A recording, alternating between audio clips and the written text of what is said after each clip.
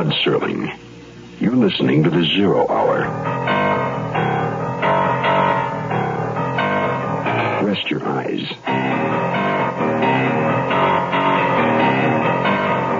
Exercise your imagination. Today, Glenn Hall Taylor's macabre adventure in pyromania. White flame burning bright. Starring Lyle Waggoner.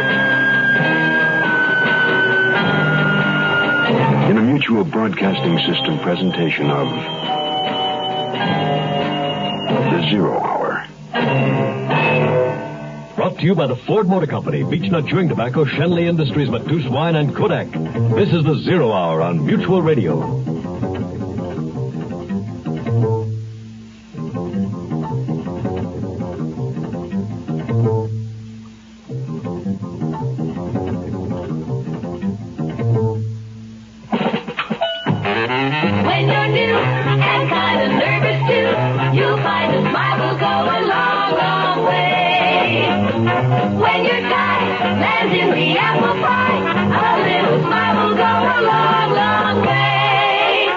Way to make a smile go a long, long way in pictures is with Kodak's Pocket Smile Saver Kit.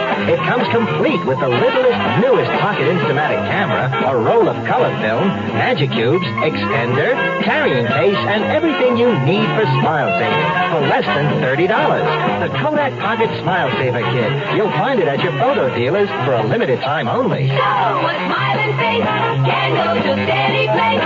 You know the moon's a million miles away. A smile will quit with our Smile Saver Kit. You'll see that smile will go a long, long, smile will go a long, long way. From Kodak.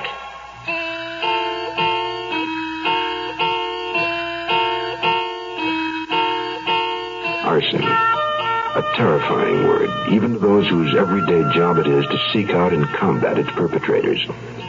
Sometimes arson is the work of evildoers in a so-called respectable strata of society. At other times, as in the present case, it is plotted in sordid surroundings, such as the dingy, run-down flat in a dying section of a big city, occupied by Red Wheeling and his wife, Marge. Now it is early evening. Red in a soiled, threadbare bathrobe, and Marge in a faded housecoat, are seated at the old-fashioned oak dining table.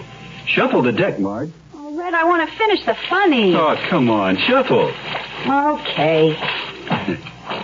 Good. Now cut them. Now look at the top card. Yeah? Now remember it and put it back in the deck. All right, now I'll shuffle again. Okay. Now, I haven't touched the cards, have I? No. Okay, count down 3 cards. 1, 2, 3. Now, the next card is yours. Turn it face up. That's the wrong card. Well, it can't be. The book says the card will be the one Hey, is right that you, after... Mom? Yeah. Well, hello, Mrs. Davis.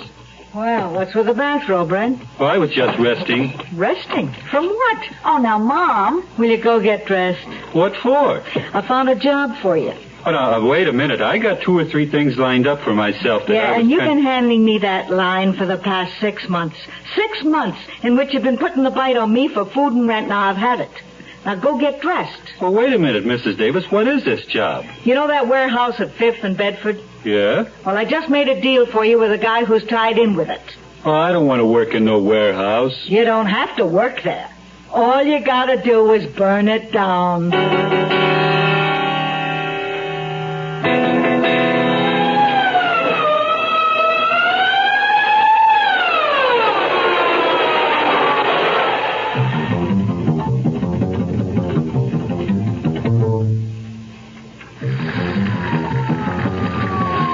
This is Chief O'Connell.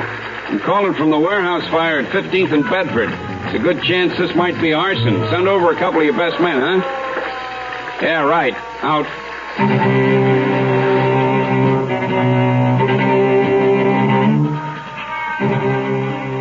Chief O'Connell? Right. Yeah, I'm Clem York, arson investigation. Hi. And I'm Bill Walker, also arson investigation chief. Hi. Glad you got over so quickly. The alarm came in about a half an hour ago. We don't know how long it was before it was turned in that the blaze started, but it couldn't have been too long. Yeah, looks like you've got it under control here. Yeah, we were lucky. Could have been a whopper. Flames are out, but we're checking for hot spots and doing some precautionary operations. Chief, what made you suspect it was arson? Oh, I got it right here in my car. Yeah, this piece of glass, it's from one of those lower windows there. Doesn't look like ordinary smoke to me. I think it's from some chemical or some other material that develops an intense heat. Yeah, I think you're right. What do you make of it, Bill? Well, I hesitate to guess, but my hunch is that the smoke was from something highly volatile, though. Well, we'll take it with us and get it into the lab. I'll make some scrapings of the smoke and get it under the microscope. Probably photograph this stuff. Good, good. Is it cool enough over there for us to get close and poke around a bit? Well, yeah, but be careful, huh? Oh, by the way, Chief, any witnesses around when it started? No, I haven't found any so far. I've asked the police who are holding back the crowd and guarding the intersections to ask around. Well, let us know, will you? Yeah, will do. See you later.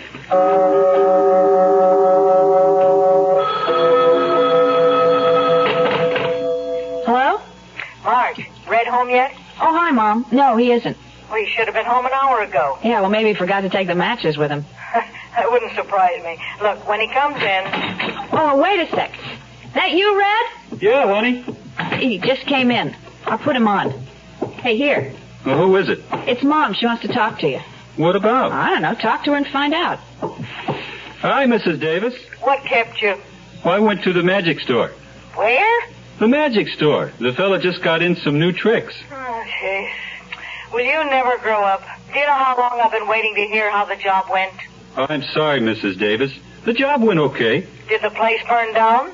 Well, it must have. When I left, the whole sky was lit up, and there were a lot of fire engines, too. Anyone see you? Well, of course not, Mrs. Davis. Good. Oh, Mrs. Davis, when do I get paid? I'm collecting from the man tomorrow morning. Would you bring my share over early, huh? What's your rush? Well, I want to buy some of those tricks before the guy at the magic store sells them to somebody else. Oh, brother. Hello? Hello? She hung up.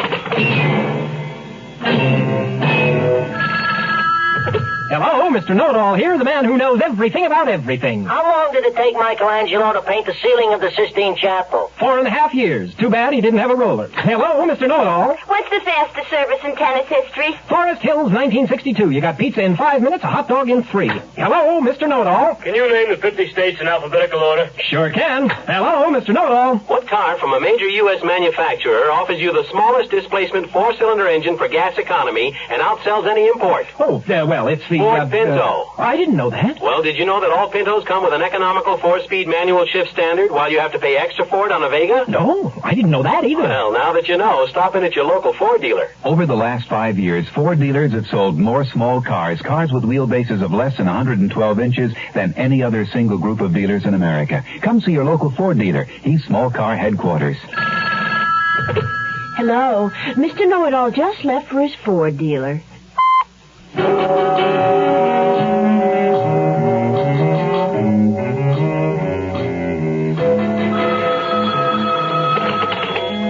Arson, Clem York speaking. Oh, yeah, Bill Walker and I are working on that case. What'd you find out? That cinches it. It's arson, all right. Yeah, thanks, pal. That's something, huh? Yeah, the smoke on that glass was from magnesium. Real fireworks. You're not kidding. And there was nothing in that warehouse with a magnesium base. Well, that might tie in with something I got last night. A kid who'd been watching the fire told me he'd seen a guy hanging around the warehouse about 6 o'clock last evening. He threw away some cardboard boxes. Did the kid remember what the guy looked like? Well, just that he had red hair, was a young guy, maybe 25 or 30.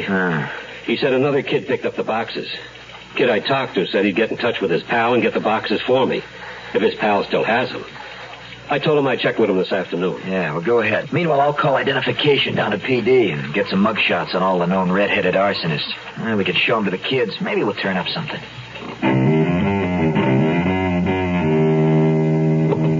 Gee, Marge, I just come from the magic store. Wait till you see my new trick. It's real far out. Oh, Red, can't you see that I'm reading? Oh, it'll only take a minute. Look.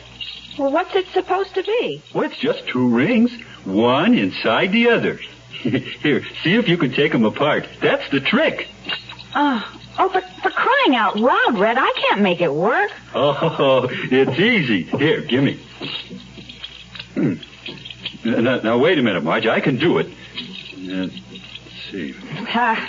Some genius. Yes, well, that's funny. It worked at the store. You hear, Red? Yeah, right here, Mrs. Davis. You stupid jerk. You mental midget. What's wrong, Mrs. Davis? I send you out on a simple little job, and you blow it. What are you talking about? I did the job. I set fire to the warehouse. You set fire to a warehouse. I told you 5th and Bedford. You set fire to a warehouse at 15th and Bedford. You burned down the wrong joint. Did you find that other kid, Bill? Yeah, he still had the boxes, too. They're over there on the table. The stickers on them indicate they came from Newton's sporting goods shop on Main Street. They contain signal flares, like yachtsmen use. Magnesium. Did you check with him? There was only one clerk on duty, and he hadn't sold any flares in the past few days. Well, I think we better try again. Find out if a red-headed guy bought any more flares this afternoon. Why? There was another warehouse fire while you were out, and this time at 5th and Bedford. Might be more than a coincidence. They saw a brilliant white flame when the fire broke out. Could mean that magnesium was used again. Yeah, sounds like it. By the way, did that second kid recognize any of the pictures? No, but I did get a character clue on our suspect. What kind? Well, a red-headed guy had a deck of cards with him. He tried to show the kid some tricks, but he couldn't do them. I could make him anything from a would-be card sharp to just some kind of a show-off. I guess all we can do now is wait for that sporting goods store to open in the morning. Where's Red? He's out. Picking up some new tricks, I suppose. There's one trick I wish that jerk would learn. Why, what's that? How to make himself disappear. It'd sure make life easier. Oh, Mom, why are you always picking on him? So he made a little mistake. Little mistake? He made a king-size boo-boo. The guy that wanted the warehouse at 5th and Bedford burned down paid good money for the job. Hey, why did he want it burned down? Well, it's his racket. He buys a lot of stuff on consignment and puts it in the warehouse. Now, just before the fire, he has it moved out. Everybody thinks the stuff is burned, so he declares bankruptcy to get out of hock and then sells the stuff to a fence and keeps the money. Oh. Well, then everything's going to be all right. How can you say that? Well, the reason Red's not here is that he went out to make things right for you. How? He left to burn down the 5th and Bedford warehouse. Now, that ought to make you proud of him. Oh, no. Why, what's the matter? That's Jughead. He's really fixed it now. What do you mean? He's setting the fire you wanted. When Red burned the wrong building, the guy figured the deal was off and moved all the stuff back into the warehouse this morning. Ooh, now he'll really be bankrupt.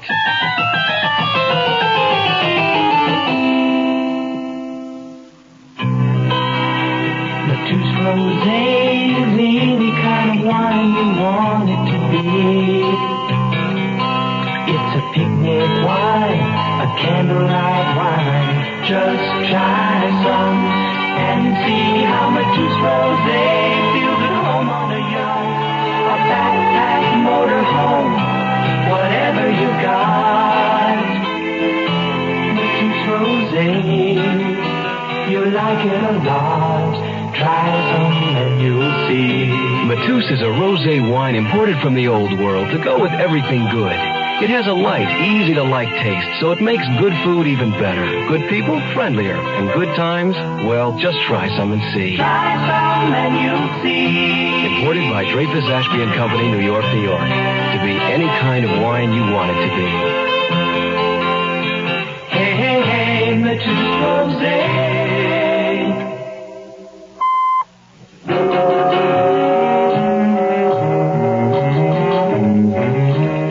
Reported to me on a piece of window glass from the second fire, Bill. Magnesium. Yeah, it's got to be the same firebug. Well, we got a fix on him.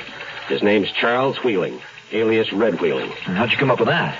I went back to the sporting goods store this morning and showed him the mug shots. One of the clerks identified him. And to cinch it, the store just put that brand in stock this week. Did you find out where he lives?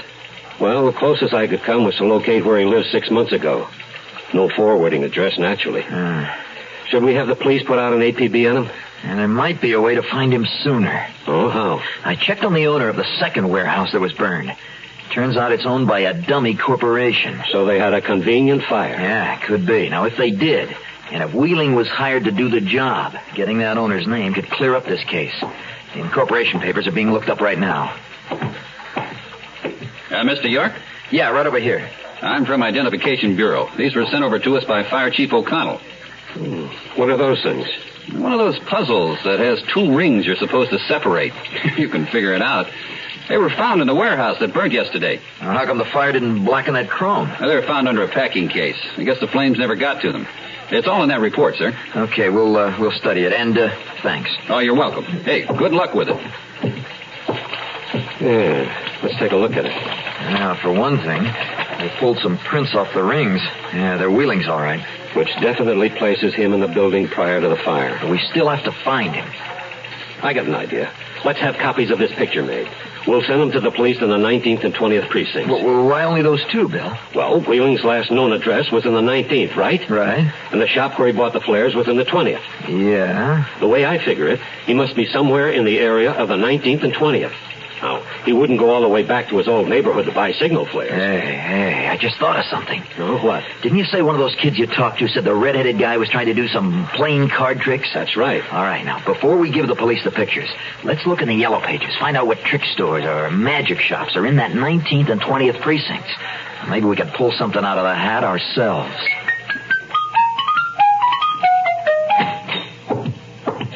You guys home? In here, In Mom. here, Mrs. Davis. How long will it take you back? Back? What for, Mrs. Davis? That warehouse guy is gunning for us. We gotta split. We gotta get out of town fast. What? But why should we run away from the warehouse guy? I burnt down his building for him. Yeah, and everything he owned with it. He's got a gun. That's why we should run away from him. He wants to make little round holes in your big square head. Oh, well, okay, Mrs. Davis, but you don't have to get so nervous. I'll go. You just stay here. Stay here? You idiot. He's after me, too. Oh, that's terrible, Mrs. Davis. He can't shoot a woman. Oh, Red, please, come on, now get going. A man like that'll shoot anybody. The warehouse man. No, it's the cab driver. I brought you some extra bags. He's bringing them up. What do you think you're doing? Well, I don't want to leave my cards and puzzles and tricks behind. They're in this drawer with my socks. Come in. Come in. Ain't locked. Hello? You ain't the cab driver. No, ma'am. I'm from the fire department. I'm arson investigator Bill Walker. Here's my ID. This is my partner, Clem York. What do you want? We want Red Wheeling. I'm Red Wheeling. Well, what do you want me for? We have a warrant for your arrest. You... Mrs. Davis. You know my name? Yeah, we have your name on a warrant, too. You certainly don't have a warrant for me. No, but you better stay in town. We'll want you as a material witness. Wait a cut and pick a minute, you guys. You can't just look Oh, hell, fellas. This isn't a real gun. Look. When you pull the trigger, the barrel opens up and a little flag rolls down, and it's got a sign on it that says bang. Oh, you're really something else, Red. You didn't give a damn whether or not those fires you set might have killed people. But now you make the scene with a gun that's only a trick one. Oh, I got a lot of tricks. Hey, look at these cards. Now, give me a number from 1 to 10. 10. It's a good round number, Red. In years. And I think you're going to get it. Frisk him, Bill. Yeah. Just in case he's got something up his sleeve. Then we'll get the cuffs on him and Mrs. Davis, and we'll take him downtown.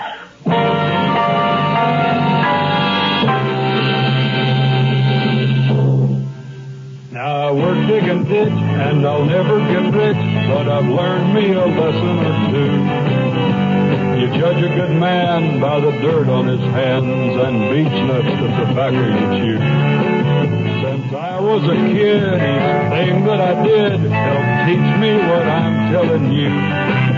When you fight, it's to win. When you're right, don't give in. And beech nuts, the tobacco you chew. great thing about being raised around here is they raise you on beech nut chewing tobacco. Like they say, beech nut's the tobacco to chew because it just keeps on getting better, moister, more satisfying. Beech nut's all you ever need to learn about chewing tobacco. Now, Poppy might yell, but he taught us kids well, and most things he said I still do. I live by my word, don't repeat what I've heard, and beech nut's the tobacco I chew. I'm Rod Serling. Close your eyes, exercise your imagination, and join us again on our next presentation of The 0 Hour. White Flame Burning Bright is a radio drama adapted by Glenn Hall Taylor. Lyle Wagoner was heard as Red Wheeling. Featured in the cast were Barbara Bowles, Bibi Janice, Herb Vigran, Jerry Dexter, and Bill Lally.